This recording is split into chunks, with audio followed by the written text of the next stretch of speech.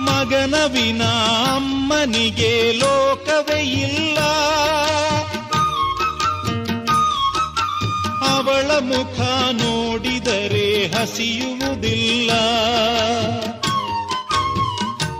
ನನಗೆ ಗಾಯ ಆದರೆ ಅವಳು ಅತ್ತು ಕರೆವಳು.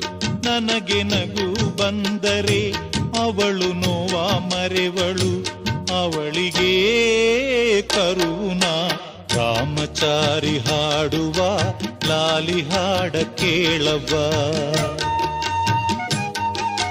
ನೀಲಿ ಬಾನಿ ನೂರಿಗೆ ಬೆಳ್ಳಿ ದೀಪ ನೀನವ್ವ.